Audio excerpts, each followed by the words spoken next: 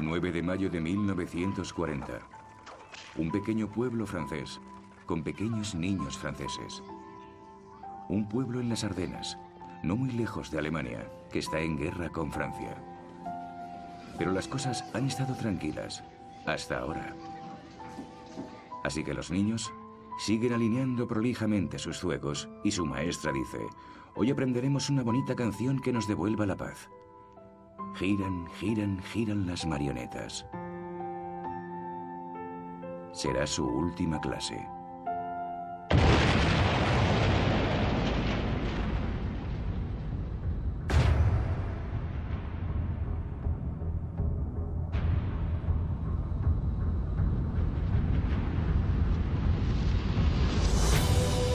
Apocalipsis, la Segunda Guerra Mundial.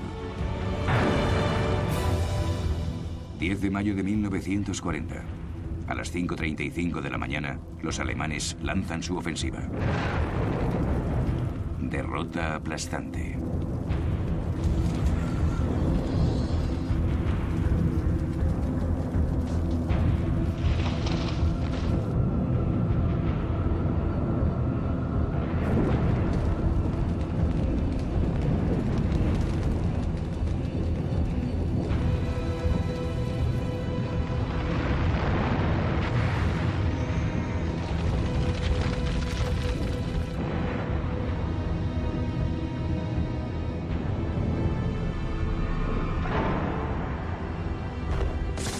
Los paracaidistas alemanes caen sobre Holanda.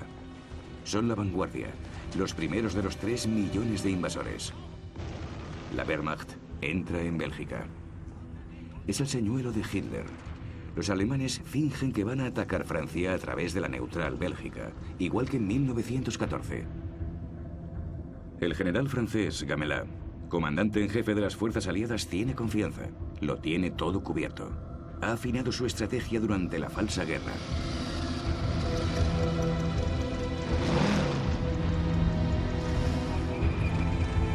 Gamelin moviliza sus mejores divisiones motorizadas, la élite del ejército francés, en Bélgica, junto con toda la fuerza expedicionaria británica.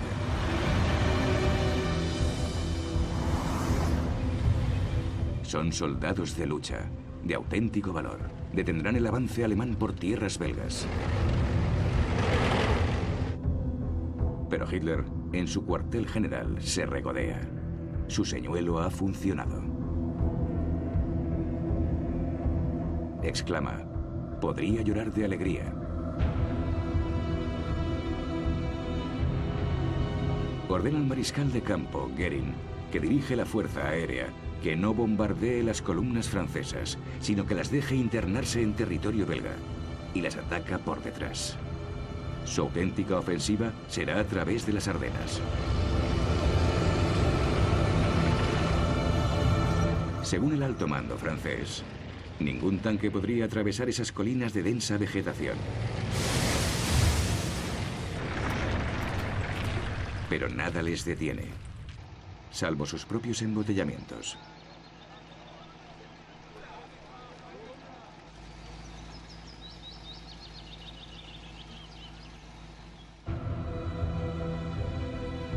Mientras tanto, en Holanda y Bélgica, la gente que tiene coche es la primera en huir.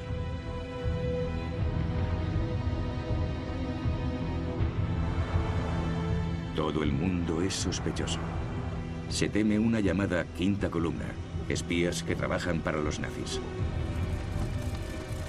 Los alemanes continúan con sus tácticas de desvío de atención, invadiendo Bélgica con tropas aéreas especialmente entrenadas. Los zapadores entonan su canción de la campaña polaca.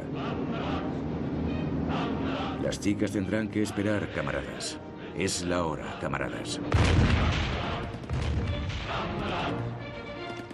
El 11 de mayo, al alba, caen en Bélgica. Su objetivo es capturar el eje del sistema de defensa belga, el fuerte Ebenemel, en el canal Albert, que tiene la reputación de ser inexpugnable.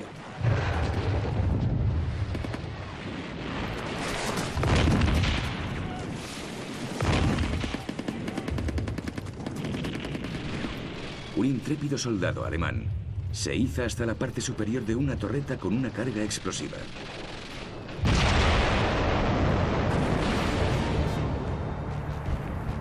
Los conquistadores pasean por las ruinas del fuerte Eben Emmel, la llave de Bélgica. Imágenes como estas forjarán la reputación de invencibilidad de la Wehrmacht. Tras la caída del fuerte, la gente corre a coger los últimos trenes a París.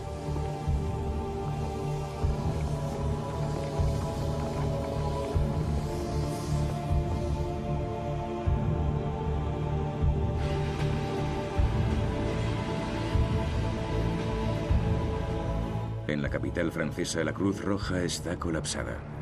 Los refugiados belgas se suben a camiones de ganado que van hacia el sur.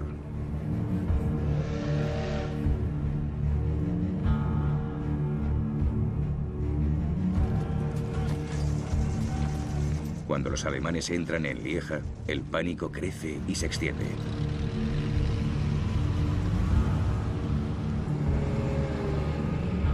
Enfrentados a tal demostración de fuerza, solo quedan dos opciones: obedecer o huir.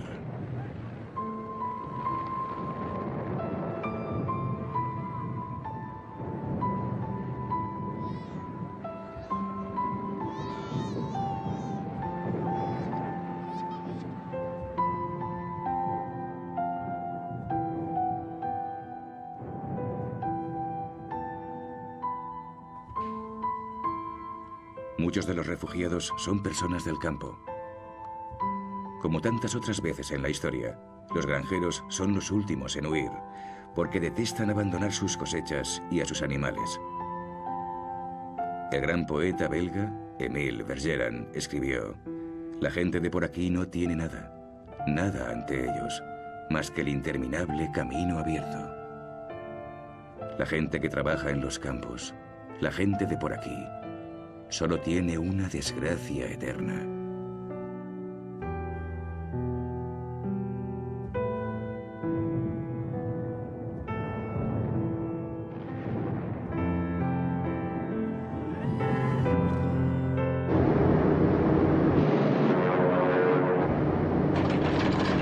Los alemanes lanzan su ofensiva aérea. Destruyen cruces estratégicos, campos aéreos, refinerías y puntos de suministro de combustible.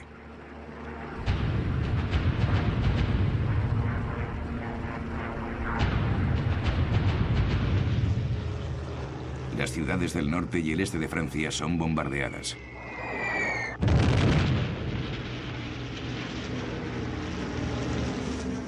Los franceses se enfrentan ahora a la realidad de la guerra moderna.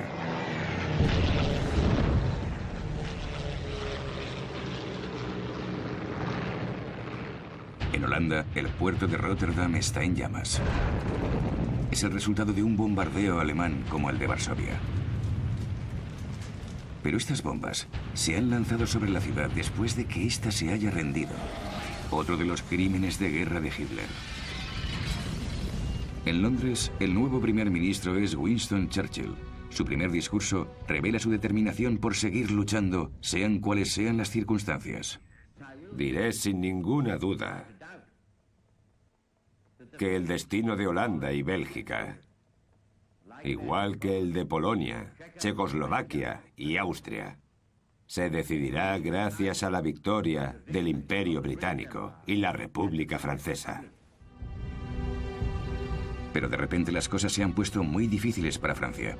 En apenas 3 días, los alemanes han barrido las Ardenas y avanzan hacia la línea defensiva francesa en el río Meuse.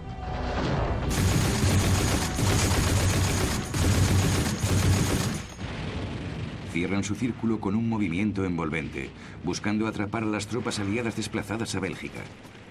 La infantería alemana atropella a la francesa como si fuera de otro mundo.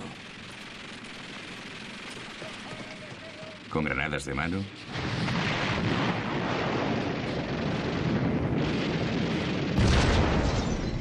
ametralladoras y las camisas arremangadas, toman la ciudad en un solo día. Sedan, la llave de las Ardenas, ya había quedado terriblemente afectada por la derrota francesa de 1870. Pero el auténtico obstáculo para los alemanes es el río Meuse. La noche del 13 de mayo llevan focos para construir puentes. Los franceses se resisten. Pero los alemanes neutralizan la artillería francesa y a la mañana siguiente sus zapadores terminan el puente, impulsados por su general. Guderian, un prusiano de 52 años y un gran estratega para la guerra blindada, que utiliza los tanques para atacar con fuerza, valentía y velocidad. La Blitzkrieg, o guerra relámpago, no le da al enemigo tiempo para reaccionar. Primero los tanques, seguidos de la infantería y apoyados por aviones, especialmente los Stukas. Los Stukas son bombarderos en picado equipados con sirenas. Sus entrenados pilotos resisten la gran presión del descenso y sueltan las bombas en el último momento con una precisión mortal.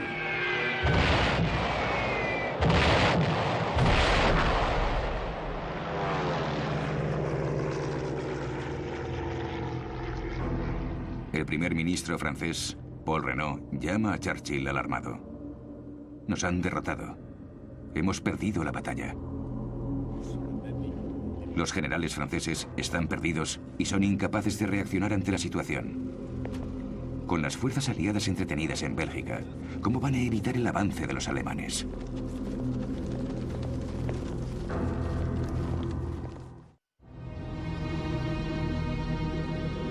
En París, las autoridades francesas intentan ocuparse del número cada vez mayor de refugiados.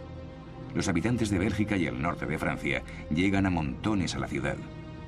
Las escuelas, los hospitales y las barracas pronto están desbordados. La información es escasa, pero los rumores abundan. ¿Se ha suicidado Gamelin? No.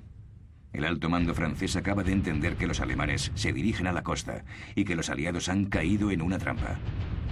Se ordena un contraataque que permite que un tal coronel de Gaulle destaque a la cabeza de la brigada de tanques. El ejército francés posee más tanques y de mejor calidad que los Panzers alemanes.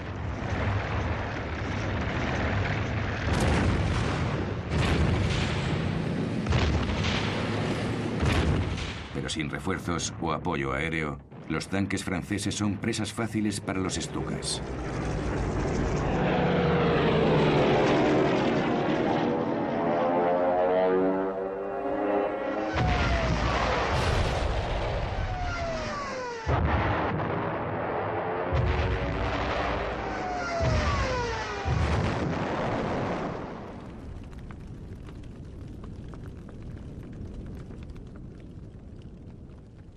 Los combatientes franceses luchan valientemente, pero se preguntan por qué las fuerzas aéreas no les protegen. Poco preparados y con menos aviones, los pilotos franceses se ven muy superados en número por la Luftwaffe, aunque luchan con gran valor. Decenas de pilotos alemanes son derribados y tomados prisioneros. Algunos de estos pilotos serán devueltos a Alemania cuando se firme el armisticio y se incorporarán entonces a la batalla contra Gran Bretaña.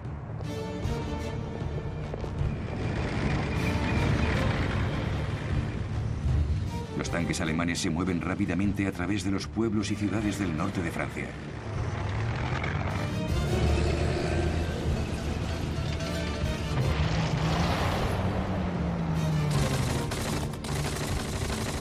Valientemente, los franceses intentan detener el avance alemán. Los alemanes aplastan cualquier foco de resistencia.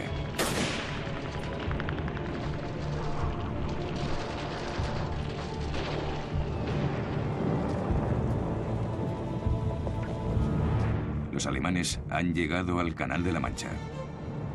La estrategia de Hitler del movimiento de Oz ha funcionado. La fuerza expedicionaria británica, el ejército belga y las fuerzas armadas francesas están rodeados.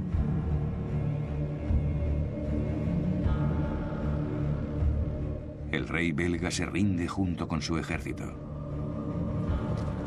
La fuerza expedicionaria británica se retira hacia la costa, lo que lleva a la caída final de los ejércitos aliados. En París, el primer ministro francés, Paul Reynaud, despide a Gamelin y encuentra un nuevo salvador, el general Weygand, de 72 años de edad, uno de los artífices de la victoria aliada en 1918. Para levantar la moral, Renault nombra viceprimer ministro a otro héroe de la Primera Guerra Mundial, el mariscal Pétain, de 84 años, que pronto se volverá en contra de las políticas de Renault. Weygand no tiene elección. Él también se ve obligado a ordenar una retirada completa hacia Dunkerque. Hitler les deja marchar. ¿Un gesto de clemencia hacia Gran Bretaña? ¿Espera todavía una paz por separado? ¿O Goering le ha asegurado que su fuerza aérea es capaz de evitar la evacuación? 400.000 hombres abarrotan la playa, indefensos y desordenados. Tienen una última posibilidad de escapar, por mar. Churchill ordena que cualquier barco que pueda flotar vaya a buscarlos. En las afueras de Dunkerque, los franceses retienen a los alemanes, sufriendo graves bajas. Goering envía a los Stukas y los bombarderos de la Luftwaffe.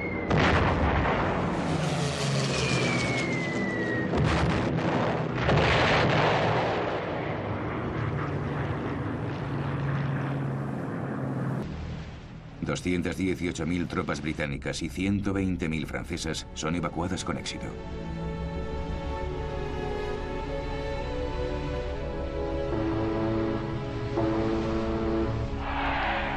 El ejército británico está a salvo, pero está destrozado.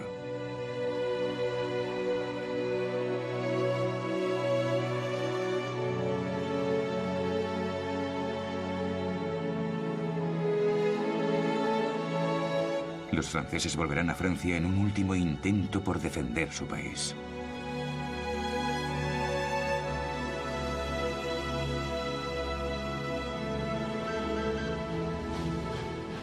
Los británicos se internan en centros de reequipamiento. Toda Gran Bretaña considera Dunkerque como una gran hazaña. Churchill, sin embargo, lo pone todo en perspectiva. Lúcidamente dice: las guerras no se ganan únicamente evacuando. Aún así, en esos primeros días de junio de 1940, nace el espíritu de Dunkerque.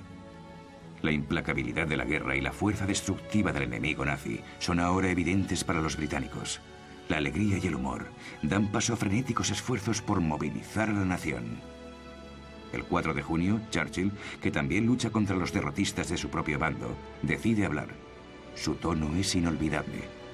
Lucharemos en las playas, en los lugares de desembarco, en los campos, en las calles y en las colinas. Nunca nos rendiremos.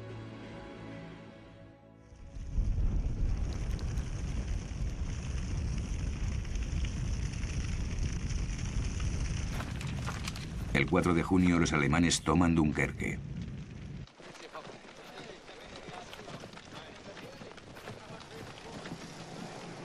Les espera un botín fabuloso, filmado profusamente por las unidades de propaganda de la Wehrmacht. Las fuerzas británicas han dejado prácticamente todo su equipo.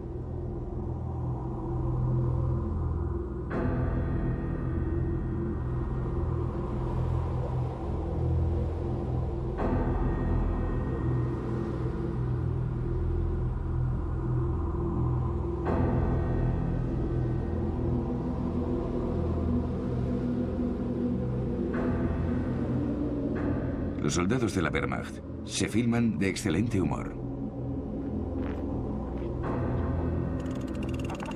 Encuentran un gramófono francés con un famoso disco de Maurice Chevalier.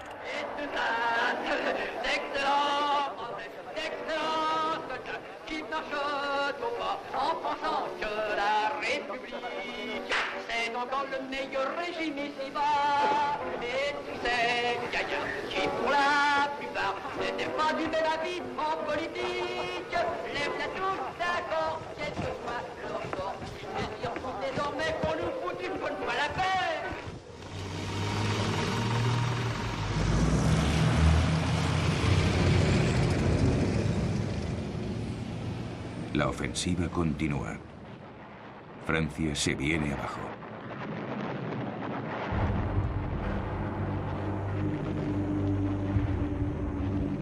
Pero Renault y de Gaulle, que era subsecretario de Estado para la Defensa y la Guerra, quieren seguir luchando.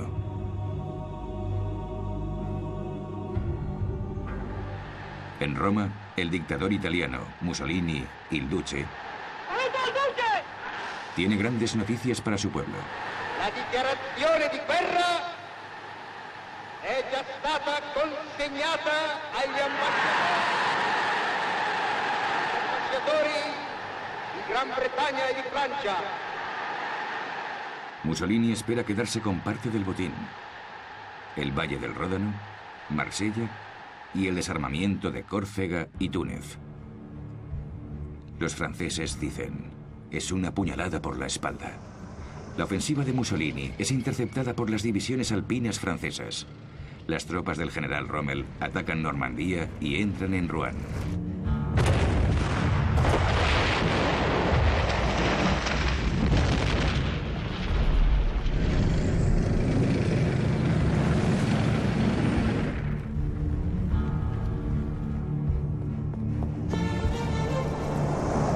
París se declara ciudad abierta. En otras palabras, se le entrega al enemigo sin lucha para que no sufra el mismo destino que Varsovia o Rotterdam. El gobierno se ha desplazado a Burdeos. Los alemanes se acercan a la ciudad. Los rumores vuelan. Matan y violan como los prusianos en 1870. Los parisinos, abandonados por su gobierno, huyen. Toda Francia se echa a la carretera. Un cataclismo que será conocido con un nombre bíblico: el Éxodo. Millones de hombres y mujeres franceses se dirigen hacia el Loira, la última muralla. Pero no hay muralla lo bastante fuerte para resistir a los estucas.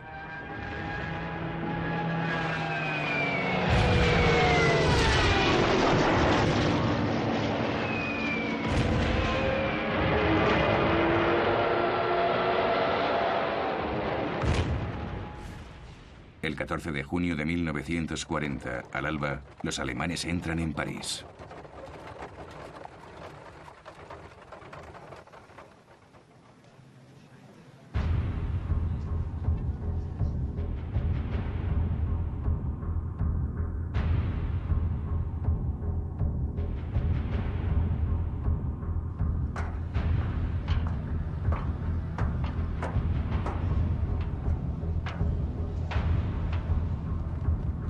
El emblema nazi, la esvástica, vuela sobre París.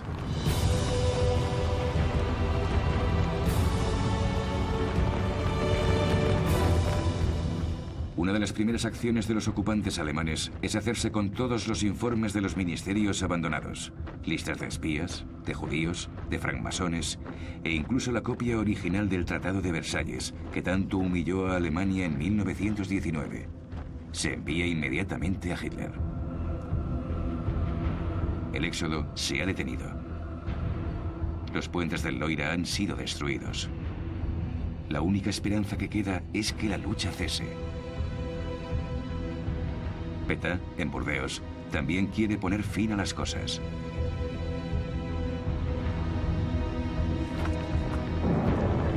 Los alemanes continúan su implacable avance hacia el sur. Aunque una vez fue una fuerza formidable, el ejército francés es ahora un auténtico desastre. Pero aún así, ha plantado más cara de la que se esperaba, especialmente en este momento. En un mes, mueren 100.000 soldados franceses, más que en el mismo periodo de tiempo durante la Primera Guerra Mundial, la más sangrienta de las guerras hasta ahora.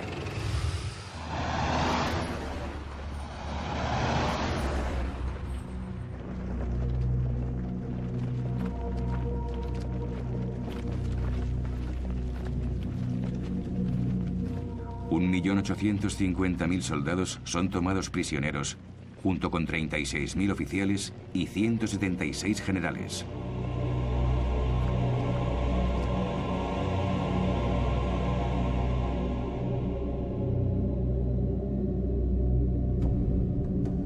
Entre los prisioneros hay muchos soldados africanos de las tropas coloniales francesas. Los cineastas aficionados de la Wehrmacht los filman con un perverso sentimiento de satisfacción. Famélicos, los soldados matan una cabra.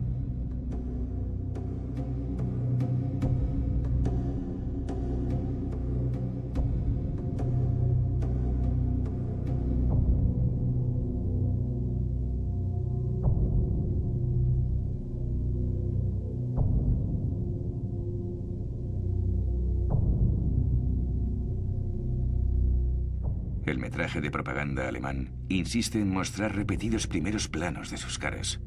Las instrucciones oficiales son la muestra de la degeneración de los franceses, obligados a luchar junto a los esclavos de sus colonias.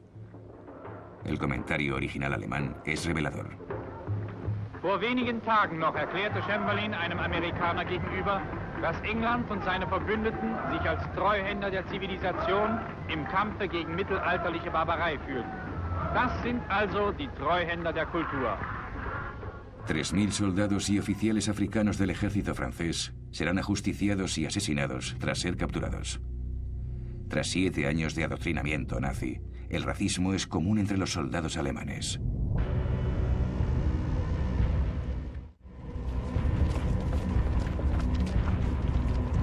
Tres fechas serán ahora decisivas para determinar el destino de Francia. El 16 de junio de 1940, Renaud se ve superado estratégicamente por el Consejo de Ministros en Burdeos y renuncia.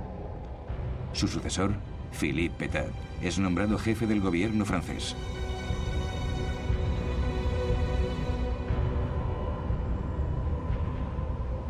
Plaza de la Bastilla. Los que se han quedado en París escuchan al mariscal Pétain. El héroe de guerra de Verdún anuncia que busca un armisticio. Français, j'ai demandé à nos adversaires de mettre fin aux hostilités. J'ai pris cette décision dure au cœur d'un soldat, parce que la situation militaire l'imposait.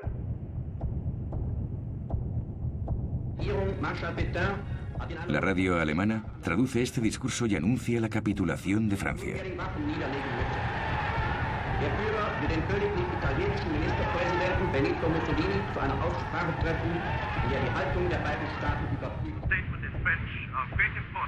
Algunos franceses consiguen sintonizar la BBC. El general de Gaulle ha llegado a Londres. El 18 de junio denuncia el armisticio. Unos días más tarde graba un nuevo discurso. Nous croyons que l'honneur des Français consiste à continuer la guerre aux côtés de leurs alliés.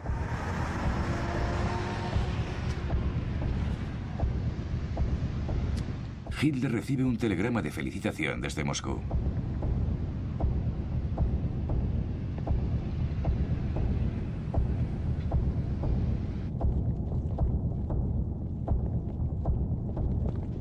El 22 de junio de 1940, Hitler llega a Compiègne, cerca de París.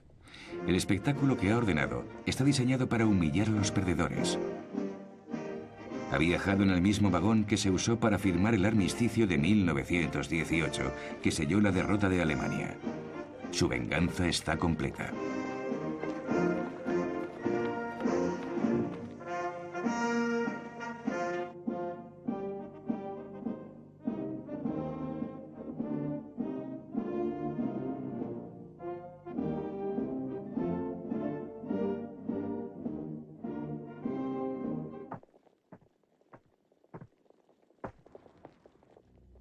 La delegación francesa está encabezada por el general Hunziker.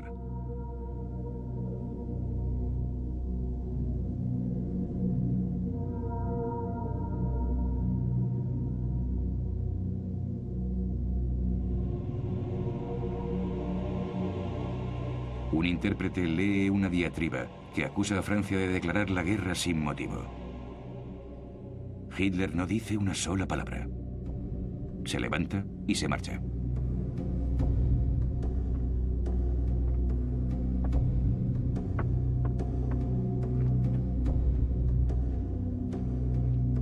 Los delegados franceses han sido informados de los términos del armisticio.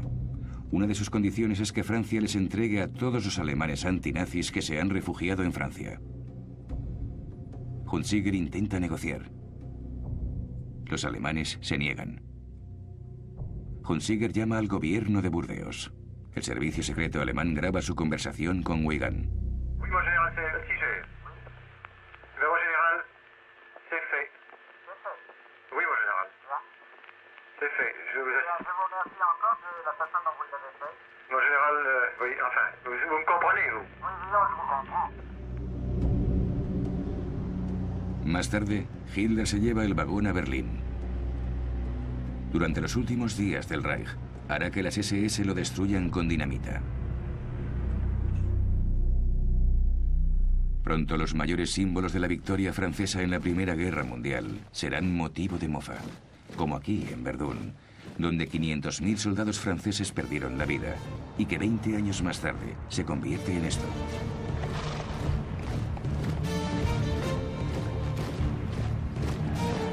Hitler se burla de ellos mientras visita a sus hombres, que acaban de tomar la línea Maginot.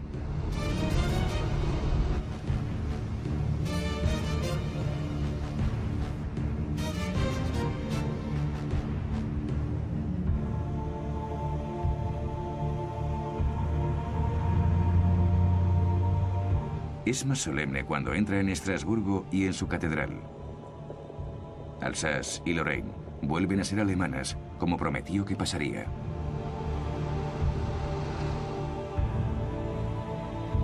El botín de la campaña francesa es de 2.000 tanques, 5.000 cañones, 300.000 fusiles y 4 millones de balas.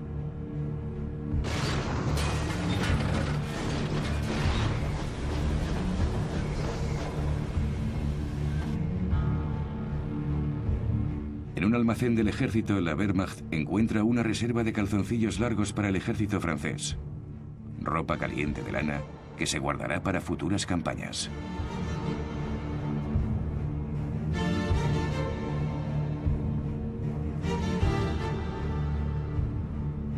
El botín son las fábricas, los puertos, todas las riquezas de Francia. Fueron los franceses los que declararon la guerra y, como consecuencia, pagarán el equivalente a 100 millones de dólares diarios en costes de ocupación.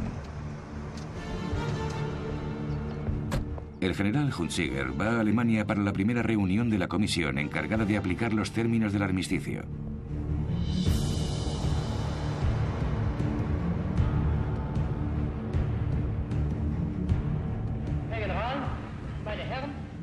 Para ahorrar tropas, Hitler decide que Francia conserve parte de su soberanía bajo un gobierno controlado por él y con un ejército limitado, desprovisto de armas pesadas, únicamente para mantener el orden. El país está dividido en dos, una zona ocupada al norte y a lo largo de la costa atlántica con acceso a todos los puertos. Italia controla la zona mediterránea y ocupa una pequeña tira de terreno a lo largo de los Alpes. El resto es la llamada zona libre, con una nueva capital, Vichy.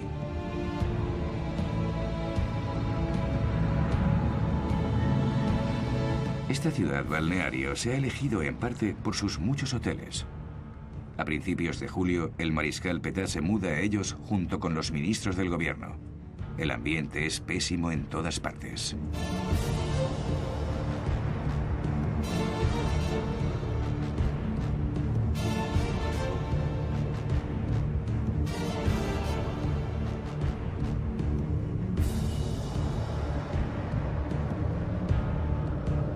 Sin embargo, este gobierno de Vichy continúa controlando un vasto imperio colonial y, por encima de todo, una marina todavía potente.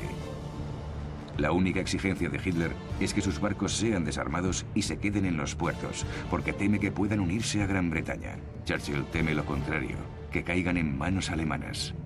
Ordena a la Marina Real que los neutralice. Una fuerza naval británica zarpa hacia una de las mayores bases navales francesas, Mers-el-Kebir, en Argelia. Churchill no quiere correr riesgos. Da un ultimátum: o se unen a ellos y hunden sus propios barcos, o zarpan escoltados para su desmilitarización en el Caribe. Los franceses rechazan todas las propuestas. Los británicos abren fuego.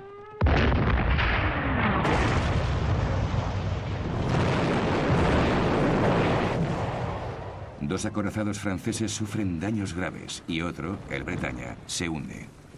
Mueren 1.297 marineros.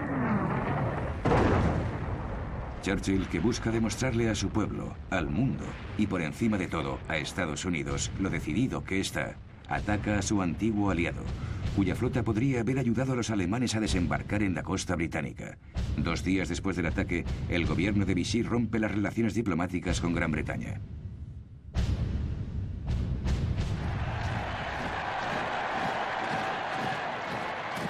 Toda Alemania aclama a Hitler. Su conquista relámpago de Francia cautiva a sus generales. Se ve a sí mismo como el mejor líder de guerra de todos los tiempos, al mismo nivel que Napoleón. Y como ocurriría con el emperador, nadie se atreve ya a contradecirle.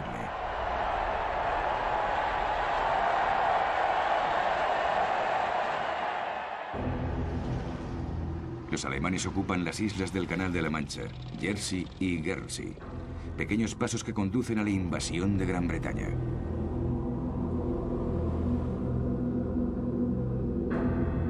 Los británicos se preparan para la invasión alemana, tomando medidas que pueden parecer triviales.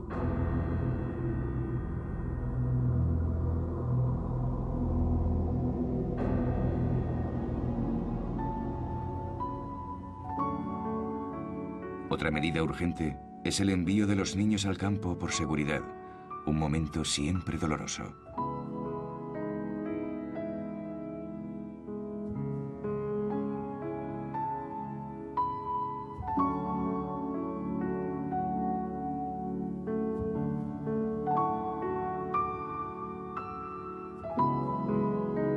Sus hermanas mayores, sus madres y sus abuelas se unen al esfuerzo de la guerra.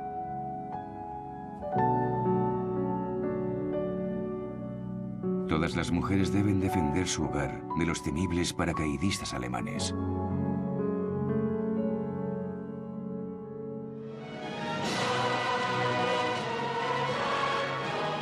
Los hombres se alistan como voluntarios de defensa local para la Home Guard, la guardia local.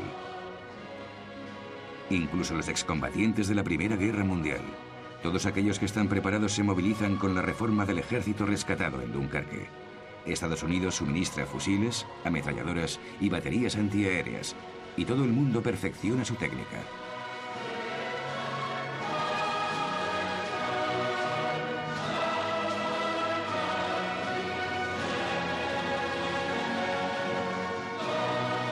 Churchill da un inspirado discurso al pueblo británico. La batalla de Gran Bretaña está a punto de empezar. Preparémonos para cumplir con nuestro deber. Y sepamos que si el Imperio Británico y su Commonwealth duran 1000 años, los hombres seguirán diciendo: ese fue su mejor momento.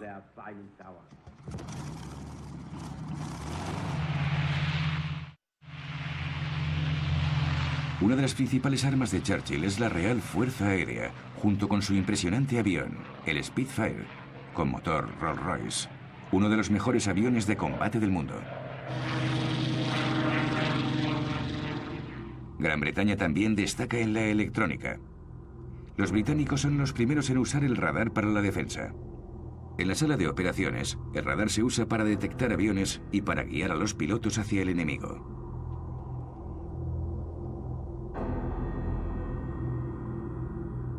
Los pilotos de todo el Imperio Británico se unen a los que han podido escapar de sus países bajo ocupación alemana, o cuyos gobiernos están en el exilio en Londres, polacos, holandeses, checos. Y la primera Fuerza Libre Francesa, junto con De Gaulle. Muchos de los pilotos británicos son estudiantes de Oxford y Cambridge. Uno de ellos, Richard Hillary, escribirá más tarde: nos conocían como los chicos de pelo largo. Estábamos desilusionados y mimados. La prensa nos llamaba la generación perdida. Superficialmente éramos egoístas y egocéntricos. La guerra no pedía héroes, pero nos dio la oportunidad de demostrarnos a nosotros mismos y al mundo que, aunque fuésemos indisciplinados, estábamos a la altura de las juventudes dogmatizadas de Hitler.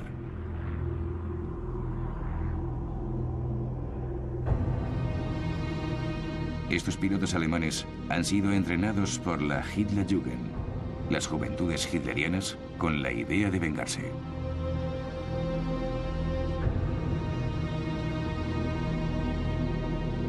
Se sienten invencibles. Su líder, Göring, es una figura popular del régimen.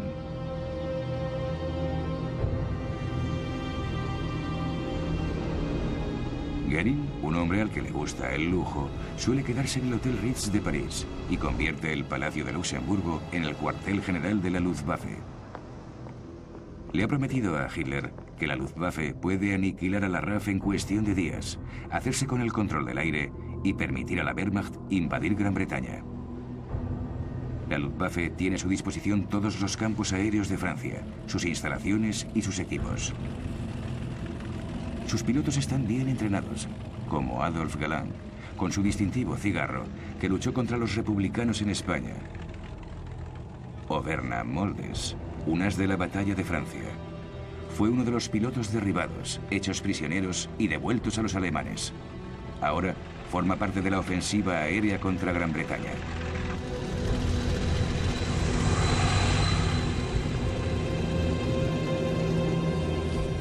Los alemanes despegarán desde estos campos de la Francia ocupada y atacarán los convoyes en el canal, y los puertos y los campos aéreos del sur de Inglaterra.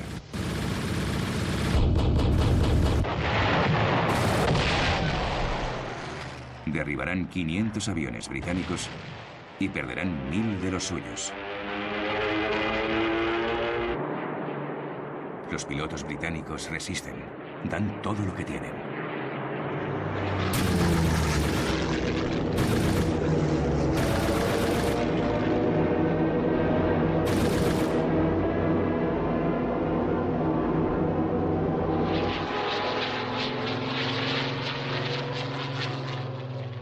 Churchill proclama: nunca en la historia de los conflictos humanos tantos le han debido tanto a tan pocos. Hitler decide posponer sus planes de invadir Gran Bretaña. Es su primer contratiempo. Sus tácticas se basan ahora en bombardeos nocturnos. Afirma: los británicos se rendirán cuando hayamos destruido sus ciudades. Los bombarderos alemanes atacan ciudades británicas como Coventry y Londres. Esto es el Blitz, los bombardeos diarios.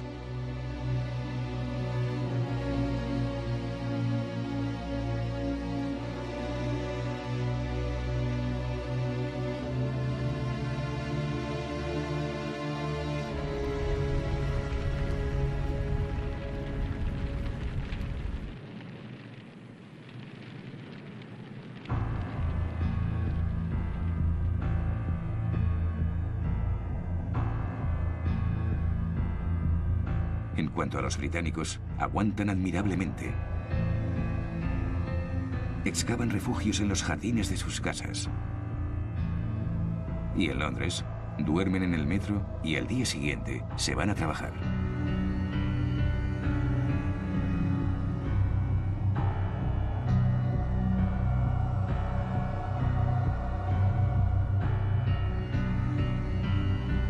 No pierden la confianza ni el sentido del humor. Churchill les dice a los franceses: Ici, dans cette ville de Londres, que Herr Hitler prétend réduire en cendres, nos gens tiennent bon.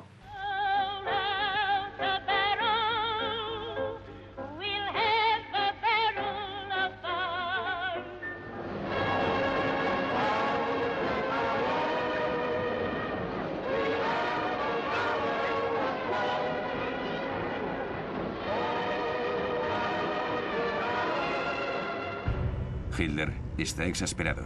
Más tarde llamará a Churchill borracho medio americano rodeado de judíos. A partir de ahora, siempre que sus planes se frustren, la tomará con los judíos.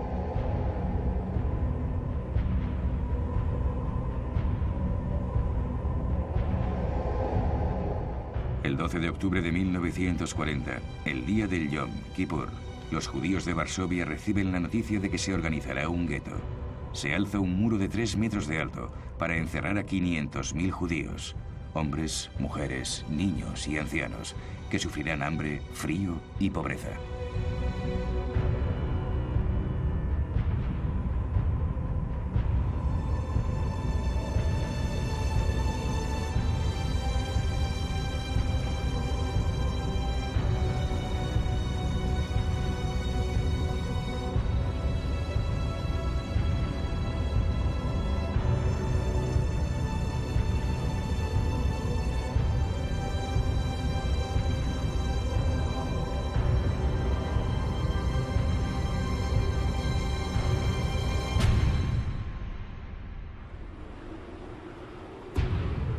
En su casa de los Alpes bávaros, Elberhof, la amante de Hitler, Eva Braun, le filma celebrando el Año Nuevo rodeado de los hijos de los dignatarios nazis. Tiene otro plan en la manga, otra apuesta arriesgada. Su misión es ahora conquistar más Lebensraum, espacio vital hacia el este. Se ha aliado con Stalin solo para poder atacarle mejor más tarde.